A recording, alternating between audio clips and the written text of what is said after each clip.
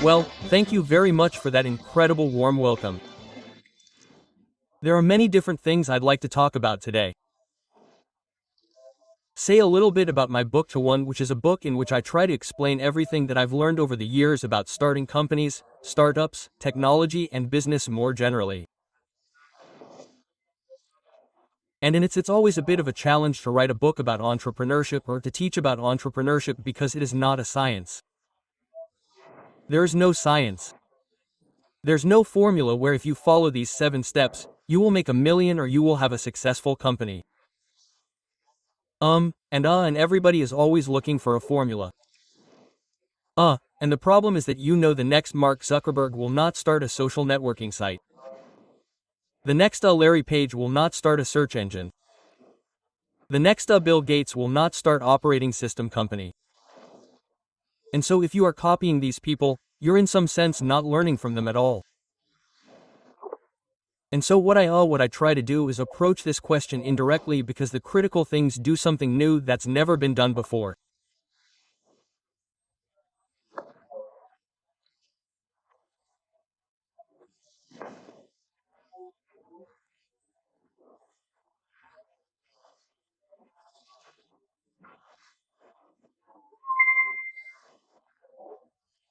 And the other indirect questions are things like what is a good business nobody has started yet, or the more intellectual version of this question, which I think always makes for a fantastic interview question to ask people, is tell me something that's true that almost nobody agrees with you on. And this turns out to be a very hard question for people to answer, and it's hard because we always think you have to be really brilliant to come up with an answer, but I think many of us do have answers to this question. We uncomfortable to tell the answers to the person asking the question because a good answer is one the person asking the question will disagree on. If you say something like our political system is screwed up, our educational system does not work, everyone already agrees with these answers. Those are not interesting or good answers. The good answers are ones that people will not want to hear, and I think we live in a world in which courage Jen to give food to this question things to people do not, and people thinking looking at the slightly different ways. We are always taught to compete, that if you want to succeed you need to compete.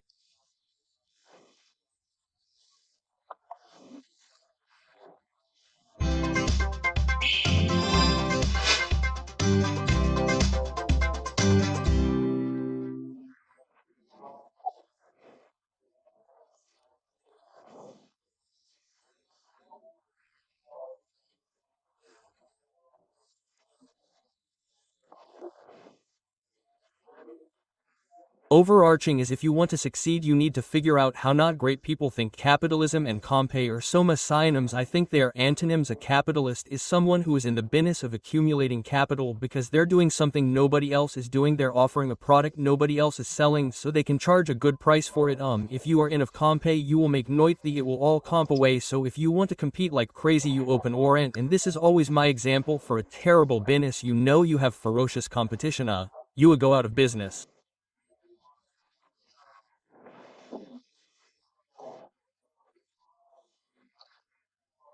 Even if you do not go out of business, you will not do terribly well. And then then a great company is always, it always is what I call a monopole. It's something where there's no competition at all.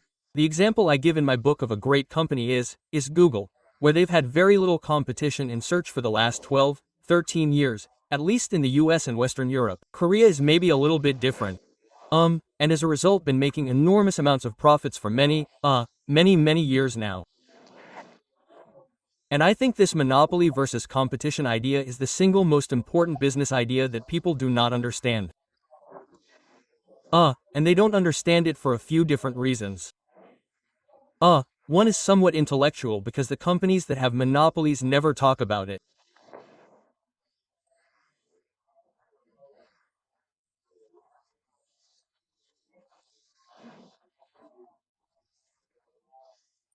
So if you're running Google, if you're the CEO of Google, You will not go on TV and say we have a fantastic monopoly, because when you say that, the government will come after you very very quickly, and so you will instead pretend that there's enormous amounts of competition and that you are not a search engine but you are a technology company which is much much bigger than search, and so you are competing, with the Android phones with Apple, and you're competing with Facebook and Amazon, you're building a self-car compound looking people have monopolar about some of a hidden truth is, and on the other hand, if competing like crazy, you will also tend to want to downplay that a little bit. So if you were to leave today's show and say, I'm not going to listen to anything Peter said, I'm just going to open that restaurant as I'd always been planning to, you'd very quickly run into nobody want to give you money.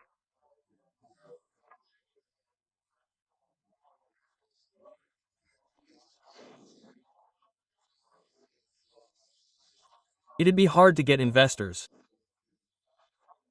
And the basic challenge would be and then you try to come with some fictional story how you're not competing, but the reality is it's just a restaurant and it's competition like crazy. So I think this truth gets obscured by everyone involved, and as a result is very poorly understood. That's sort of the intellectual reason people don't understand the importance of monopoly. But there's also, I think, a somewhat more psychological reason that goes maybe a little bit deeper, which is that we're all somehow addicted to competition. We find competition incredibly validating us psychologically. And I was very very guilty of this when I was growing up in Northern California as a teenager and into my 20s, where it was sort of everything was tracked into one crazy competition after another. I remember my 8th grade junior high school yearbook. One of my friends wrote in, Peter, I know you're going to go to Stanford University in 4 years. 4 years later, I got into Stanford. I went to Stanford, sort of, and you sort of get in.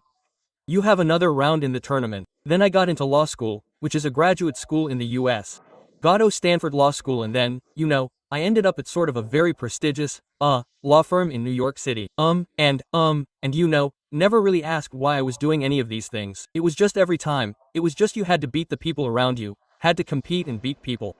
And then it was this very strange place where on the inside, from the outside, it was a place everyone wanted to get in. On the inside, it was a place everyone wanted to get out. When I left after 7 months and 3 days, one of the people down the hall from me, said, they had no idea it was possible to escape from Alcatraz. They thought the firm was like a prison, you could never get out of. But but of course, all you had to do was go out the front door, not come back. But this was psychologically very hard for people to do because their whole sense of self-WTH, their identity, everything they thought about themselves was wrapped up in all these competitions they had won over many, many years. The opening sentence in Anna Karenina, the Russian novel, is, all happy families are ill. All unhappy families are unhappy in their own special way. And I think the opposite is true of business. I think that all happy companies are different because they found something unique to do. All unhappy companies are alike because they somehow failed to escape the essential sameness that is competition.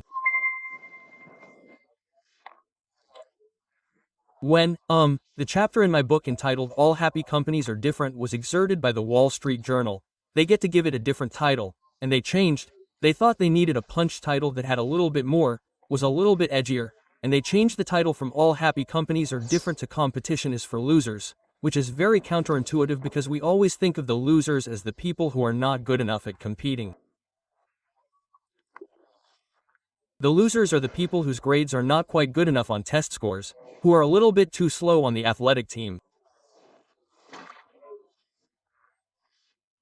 And we never think of the loser as perhaps the losers as people who are addicted so badly to competition, who are so obsessed with the people around them that they lose sight of anything transcendent, anything important, valuable, meaningful in the process. And I think this sort of afflicts people on many, many different levels in many different forms.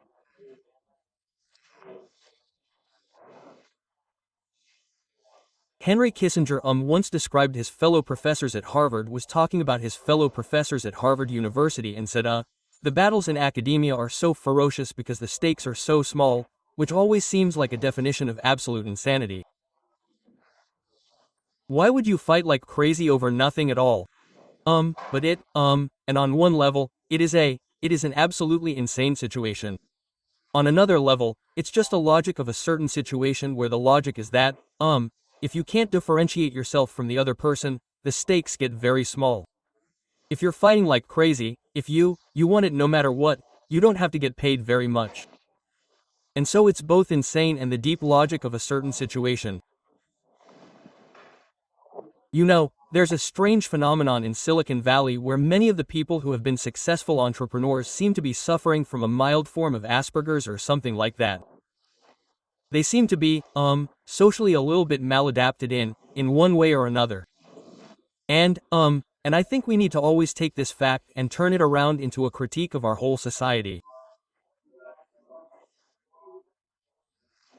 We need to ask the question, why is anybody who's normal, anybody who's not suffering from Asperger's at a disadvantage where your original ideas, your interesting thoughts, you'll be talked out of, exploring them before they're even fully formed because you will pick up on all these social cues from people around you and it'll be, oh, that's a little bit too strange, to you shouldn't do that, just safest to go back and open that restaurant like everyone else. And I think this is something that's very deep in human nature.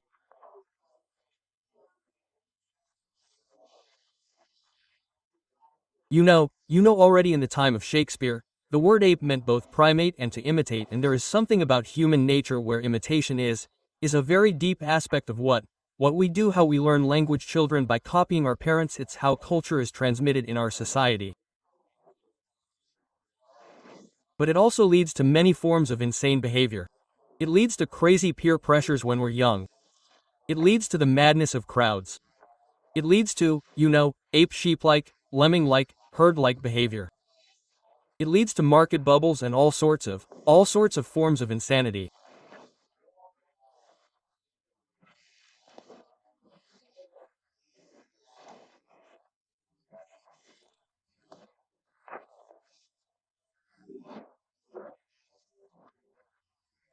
I've often thought that that the anti-Asperger group, if you say what are people who are, the anti-Asperger try to figure to is kind of thing, nobody any idea what to do next, they're all there because they don't know what to do next, and then they've done these studies at Harvard Business School where they found that the largest cohort from every class does the precisely wrong thing. It's like they all trying to catch the last wave, you know?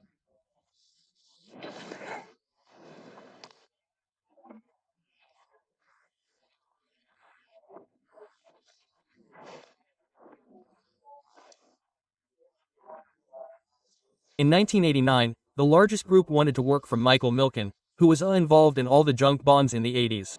1 or 2 years later, he went to jail.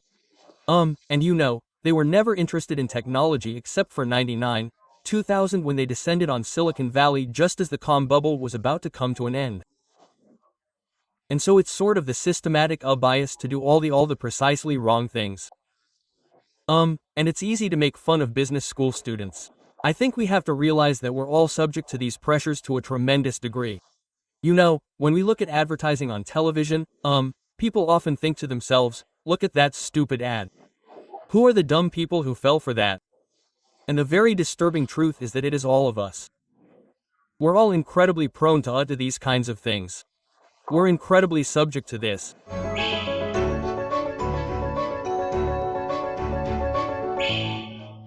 Now, there are sort of a number of implications for business of this monopoly idea when you sort of try to apply it in founding a company, investing or joining, picking the right company to join. And one sort of very counterintuitive idea is we're often told in business that you should go after very big markets. But what I think you always want to go after is a large market share because that's a monopolies. You have a large percent share of the market, and so when you start a new company, you're starting small, so you want to start with very small markets so you can quickly get to a big share. When PayPal started, payments is a huge space, but we went after a very narrow problem of eBay power sellers, about 20,000 merchants on eBay, no obvious solution. We had a much better solution than anything else they could do, and you went from 0 to 35% market share in 3 months. That was a very auspicious start.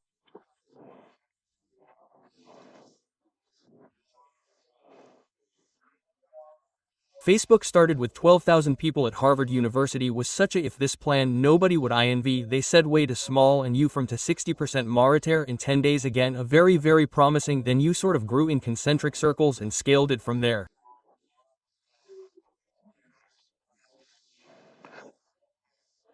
One of the questions I often get asked are what are some trends that I see in technology, where do I see things going in the years ahead, and I always dislike answering this question because I'm not a prophet, I can't foretell what is going to happen. Or I can give sort of very banal answers. I can say things like there will be more Salones used in years or something, but that's not very interesting. Doesn't actually help in any way. But one thing that I would suggest is that almost every trend that people talk about I believe is overrated, exaggerated and should be highly questioned. And so in Silicon Valley, there's a trend around health IT software and education software. These are overrated. There's a very strong trend around SaaS enterprise software, extremely overrated. If you hear the words big data, cloud computing, you need to run away as fast as possible. You need to just think this is fraud and just run away. And the reason, you should be scared of buzzwords is that the buzzwords they're like a tell and poker. They're an indication that you're bluffing and that there's no real business and that it's not differentiated because the buzzword tells you that you're doing something in a category in which many other people are already doing it. The category is well understood because it's often been discussed by different people. And so if you are the the 20th or the 100th company in a given category, people will very easily understand the category, but it's a symptom of things somehow being very off. And so if you have like a whole concatenation of these buzzwords, so you know we're building a mobile platform for SaaS software in the cloud using big data. That's sort of like an indication that something very off because you never want to be, you don't want to be the 4th online pet food company, the 10th film solar panel company, the 5,000th restaurant in Seoul, Korea. And this is always the sort of thing that one needs to resist. I think the really, great companies, the ones that are underrated, are often the ones that don't fit into any categories at all. And where often we do not even have the language. We don't even have the words to describe what people are doing. And so it's often a tremendous challenge even for the people founding these companies to explain what it is they're doing. And they tend to be somehow very underestimated, certainly by the investors and by the rest of the world, and then they gradually scale, and there are of course many subtle nuances to this. Sometimes, you have categories where things are mislabeled within a category. So, in the late 90s, Google, described itself as a search engine, and people could have said, well, there are already so many search engines. It's just another one, this category that already exists. But I would argue, that was actually been the wrong category. Google was not a search engine. Was a computer-powered search, very different from human-powered search with the PageRank algorithm was something fundamentally different. So if you labeled it a search engine, you would have, lost sight of what was unique, what was essential, what was valuable. Facebook always gets characterized as a social networking site. One of my friends, Reid Hoff starting LinkedIn, years later back in 1997, started a company called SocialNet. So they had social networking in the name of the company years before Facebook 1997. And they had all these theories on how to do it was going to be in cyberspace, and you have these fake alternate person, and maybe one person would be a cat, and one person would be a dog, and you'd have to figure out how the two of you would interact in cyberspace. And this turned out not to be what people were interested in at all. They were not interested in fictional alternate person. They were interested in real identity, and real identity was the problem that needed to be solved. Facebook was the first company to crack real identity, whereas, networking in the abstract not that interesting. You don't really want to spend all your time networking with cats and dogs or something like that. And so I think these are all these sorts of, perspectives that when one comes to in thinking through this, in really rethinking this competition idea. I want to maybe, close by offering one other sort of slightly contrarian thought on somewhat bigger picture scale. I think that if the 21st century is going to be a successful century, it will involve both globalization and technology. And I always think of these two things as very different kinds of things. The words often get used almost interchangeably, but I think they're very different. I think of globalization. I draw it on the x-axis. It is copying things that work. It's going from one to end. It's horizontal or extensive growth. And I think of technology, I draw that on the y-axis. It's doing new things. It's going from 0 to 1. It's, intensive or, vertical progress. And so, globalization is going from 1 to 100 typewriters. Technology is going from a typewriter to a word processor. And there's obviously room for some of both in our world, but it's worth reflecting that in the last 200 years there have been periods of globalization and periods of technology, and they do not precisely overlap.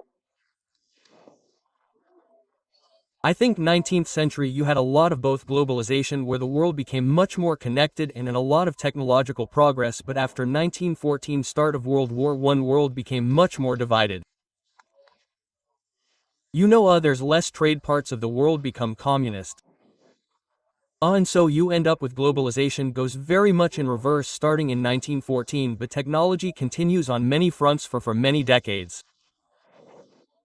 And then in recent decades, and I would date this to the Kissinger trip to China in 1971, globalization starts again, and we've had a ferocious amount of globalization the last 40 years. But I would argue that we've had more limited technological progress. And in fact, the word technology now means only information technology. It means first semiconductors, then computers, internet, mobile internet. Whereas in the 1950s and 1960s, technology meant many other things. It meant spaceships and supersonic airplanes. It meant new forms of energy. It meant underwater cities. It meant new forms of agriculture. The Green Revolution in agriculture. It meant new materials, new pharmaceuticals, new medical devices. And so there has been, and why I think the computer revolution has been quite strong. There are many other areas where I think we've had more limited progress, and so the 19th century was a period of both globalization and technology. The 20th century first part 1914 to 71 approximately globalization goes in reverse, but you still have a lot of technology, and then the more recent part the last 40 or so years a lot of globalization but more limited progress on technology, and I think this is in part reflected in our culture US and Western Europe especially, which is I think at this point completely opposed to science and technology.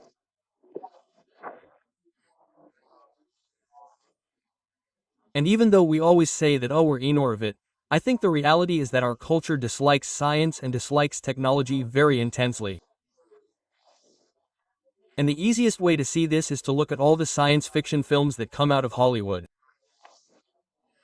And they show technology that doesn't work, that kills people, that destroys the world, that is dystopian, and it's one technologically bad thing after another.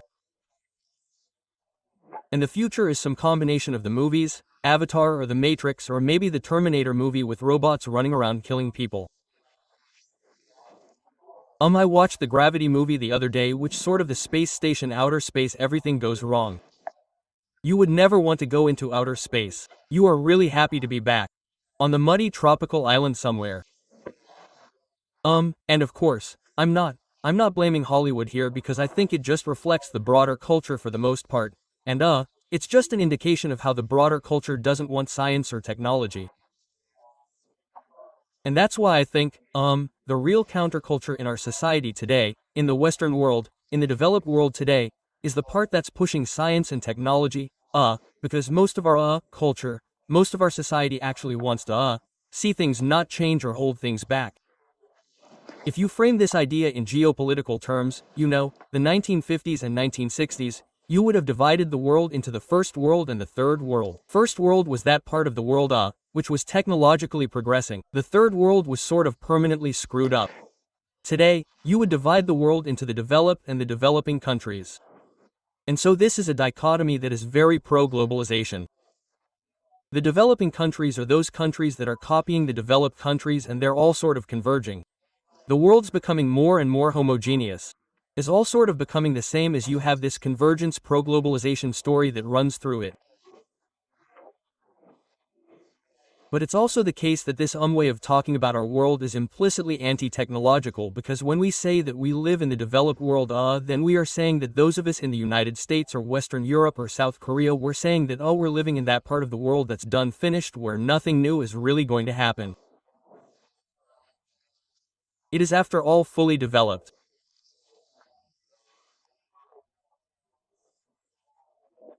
And where the younger generation have reduced expectations from their par and their grand, and I think this is a conception of our society that we resist very powerfully, and so I will end by asking the contrarian question that I think needs to be asked far more oft: how can we go about developing our so developed world? Thank you very